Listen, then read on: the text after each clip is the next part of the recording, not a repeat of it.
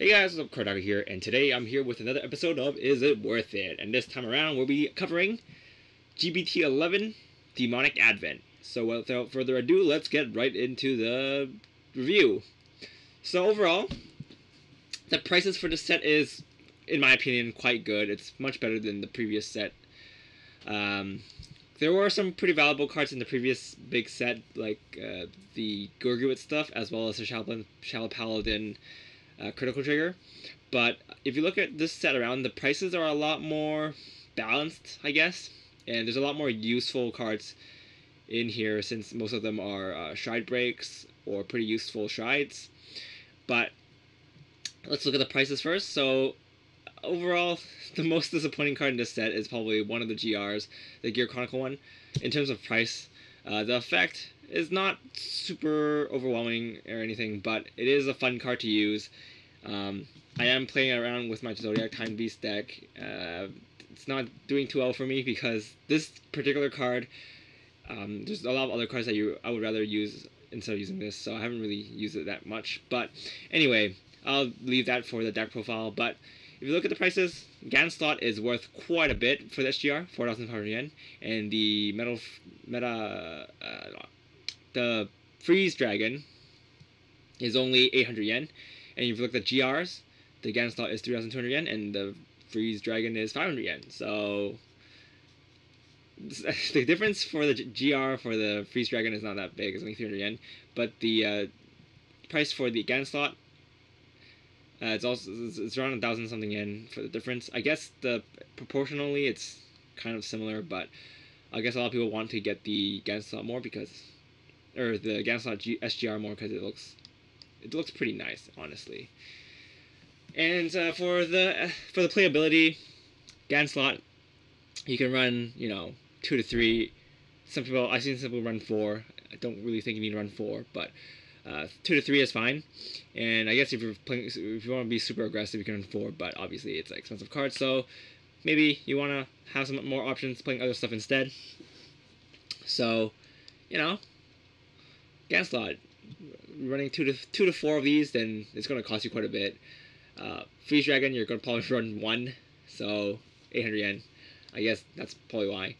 And if you're looking at the SPs this round around, I guess this is also a pretty heavily debated topic, especially in my comment section, I guess, but also at my locals. Actually, it's not so much in my locals. The prices are pretty set. But if you look at the prices for the SPs, you can see that the Nubatama one is definitely the most expensive. You see Mujin Lord at 4,500 yen, and you see the other one at 3,000, and then Shiranui. The two Shiranuis are 6,000 sold out, so it's going to probably bump up in price. And the old Shiranui is 4,200 yen, but it has a new art, so a lot of people want to get that too. But I know some people that don't play this card, period. So that's also a thing. And the critical trigger is 3,500 yen. So as you can see, and the old GR is 4,000 yen. So as you can see, the prices are pretty high for this set. And the second most expensive one is actually the Blaster one. At first look, you might think, oh, Wingle, Marin, and Lane is not very expensive. I mean, Lane is kind of acceptable too. It's 2,500 yen, but you have to also keep in mind that you do get a Gan slot, which itself is 3,200 yen. So the expensive cards are the Alfred and the Blaster Blade, which is 8,000 yen. Which, if you look at the other SP packs, besides from the Nubatama one, none of the prices really even come close to it. The Blaster Blade Exceed is twice the price of the Kagero Shrine. It's 4 times the price of Armada, and it's pretty much 4 times the price of Ishtar. And if you look at the Dark Irregulars, it's 4 times the price. More than 4 times the price of Shaharat. The old Shaharat. The new Shaharat is, I guess, the new Shaharat's probably worth quite a bit more. But let's look at it. 2,800 yen. It's still more expensive than that. I expect the new Shaharat to raise in price for the SP, but I don't expect it to go past 4,000. So at least it's going to be at least twice the price of that. So if you look at the price of the Blaster stuff, monetary value, it's definitely number 2. Yes. I mean, there's not much else. I'm pretty sure the Lake Maiden SP is also gonna raise in price since it's 2,500 sold out. And then, like, if you look at the rest of the SP packs, they're around equal in price. I think. I guess the Genesis one is worth the least now. And then it's probably Kagero. No, it's probably Dark Irregular and Kagero. They're around the same. In Hong Kong, we're selling the Blaster SP pack for 1,000 HKD. Calculate back to your own your currency, and then the Nubitan one is like 1,200 yen, or not 1,200 HKD. HKD, everybody, Hong Kong dollars, because I am from Hong Kong. And then the Kagero, Genesis, and Dark Irregular ones are hovering around 400 to 600 Hong Kong dollars. So as you can see, yeah, the other 2 SP packs are pretty much double the value of the other ones. Of course, there's also a lot of diehard fans for Kagero and stuff that will pay for it a bit more if they want to have a playset out of it. But I mean, it's probably been like it's been quite a few days since the set came out, like almost a week, and a lot of people who want to have a full playset of the SP packs have already got it. So, at least in my area, the prices won't fluctuate that much. It's pretty set. I expect in a couple of months though, the SP packs will be quite cheap. The Chrono Jet one from the Gears of Fate one is already like only 500 Hong Kong dollars now. It was 900 Hong Kong dollars before, but yeah. So, you know, but overall the SPs are pretty promising, especially if you pull any SP pack, it's good. I pulled the Blaster one and I pulled the Kagero one, which I guess this is like a high mid-tier SP pack, and then this is the Kagero one is a pretty mid-tier SP pack. I guess it's a bit more. Yeah, it costs a bit more than the other 2. So, pretty happy with that. And if you pull single SPs, I mean, if you pull Mugen Lord and whatnot, you're gonna get a Gawk back. So now next, let's look at the triple rares. So you look at the triple rares this time around are pretty okay. You get 3 per box, and if you get a GR, you get that card as a bonus. And the only triple rares that aren't really worth that much are the Gear Chronicle one and the Royal Paladin one.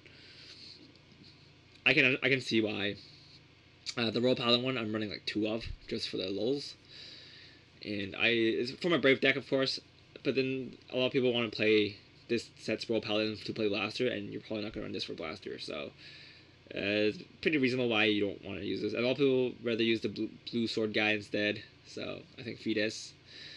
And then for the Gear Chronicle one, people still don't really like Zodiac Time Beast that much.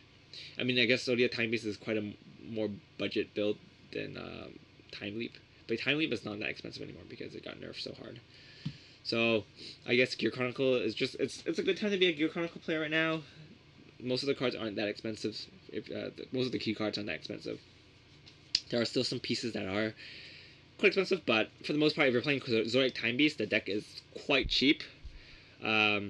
And then Mugen Lord is expensive as expected, and the Kagero Shrine is number 2. I can see why. I was playing against my friend who was using Kagero, and this deck is the deck is actually really solid. It's pretty strong. I'm not sure how well it'll do in the meta right now, but it's good. It's good. If you run 4, you can potentially restand 4 times, and making your opponent have an empty field is not that hard, so you can pretty much restand for free. So it's quite good. Quite good. I will be doing my own version of the deck profile soon, because it is pretty cool. I have built most of the decks in this set, but I haven't really had time to playtest all of them yet. I'll be posting the deck profiles in due time, so stop requesting for them. I'll definitely be posting deck profiles for Nubatama, the new Nubatama stuff, Shaharat, Armada, Zodiac Time Beast, and Dark Irregulars. I already said that. I guess Blaster, but there's not much update with Blaster. Just slash in some gas slots and replace the PG with lanes. But for the Witches and Amon, that's going to take me a little longer. It's pretty low on my priority list. I mean, I guess I want to play Amon, but I just don't have time to play. Yeah, this past weekend, I mainly tested out my Zodiac Time Beast and Nubatamas and Genesis. So the other things will be coming next. So, yep, that's yeah, pretty much the set is pretty solid, especially now that the generation rares do not eat a slot. So if you pull like 3 mid-tier triple rares like Blade Master, Shaharat, and then maybe the Dark Irregular Stride, then you pull a GAN slot, then you automatically win. You pretty much your triple rares were free that box because you get the GAN slot. Even I mean, if you pull the Gear Chronicle and then the Royal Paladin and then you pull Mujin Lord, it's still not that bad because Mujin Lord's worth quite a bit. The double rares this time around are not that bad. I've seen lower prices for these before than other times. I mean, there are some pretty cheap ones like the Fenrir Fenrir Grade 3, or Grade 2, yeah, Grade 3, the double rare, the Witch, and some other Purple Guards, and the Colossus and stuff. They're not worth that much. But if you look at the some of the strides for Nubatama as well as the Purple Guard and the new Royal Paladin and Purple Guard, the prices are still okay. They're not absolutely horrible. Obviously they're not on the tier of Belial Owl, but you know, it's at least it's not super bad. And the reprints aren't that bad either. You get the Shiranui, which is 1,000 yen, which is pretty good, and you got the Critical Trigger, which is also, I guess it's pretty hard to find it if you haven't played Nubatamas for a long time. I'm pretty glad I played Nubatamas before because I wouldn't want to be picking up these for 1,200 yen. So yeah, that's pretty much all I have to say for this set. It's a good set. It's worth the investment. Of course, this is reviewing it as it first came out, so buying boxes is definitely a good investment right now. I can't say the same maybe like 3 months down, but yeah, it's a good set. You know, let's take a quick look at the previous set and see how we are doing there now. So we look at the previous set. The SGRs are not that expensive. They're pretty close with the GR prices. The SPs, except for Gurguitz, they're all not very high. And you look at the triple rares, except for Gurguitz, they're all not pretty high. Victor is okay. Victor's hanging in there. But you also have to keep in mind that the previous set, the clans are not very popular clans, like Tajikaze and Murakumo. They're definitely not super popular clans, and there's like a lot of filler triple rares, like the Royal Paladin and the Neo Nectar. Like, these cards don't really affect the decks they're trying to support very well, so the prices won't be very high for those either. And if you look at the double rares, you look at Belial Owl here, oh my god, look at the price for that. So obviously, it's gonna be very expensive, but I still don't think this is a good investment. Yeah, but yeah, G-BT11, good investment. If you're gonna buy Fighters Collection, I'd rather you just save your money from Fighters Collection and just spend it on this set instead if you have stuff you want to get, especially if you're like Nubutama and stuff. Actually, let's look at the prices for the Fighters Collection also. Sorry, I'm going on a tangent, but yeah. So if you look at the prices, they all went down quite a bit. even Beyond Order is only 1,500 yen, which was it was like 2,000 something yen before. Oh wow, the Grand Blue one is more expensive than it now. So nice. And look at the G guards. Everything is in stock, and it's selling for like 100 yen each. So yeah, not a good investment. I heard somebody order a whole case of these, then I don't know. If you're sharing with friends, it's fine, I guess. But yeah, all right. That's the final verdict for the set. Is it's a good set. Definitely open boxes of these if you're interested in playing cards from this set. Even if you're sharing with friends, it's a pretty good investment. It's mainly the reason why I opened so many boxes for this set, because I know that I'm getting quite a good value. Even though I pulled a lot of these kind of crap cards, I pulled 5 of these and 6 of these.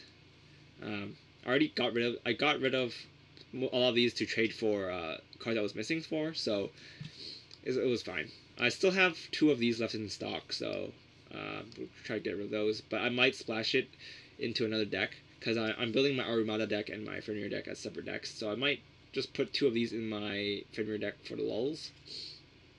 But yeah, that's pretty much it for this deck profile.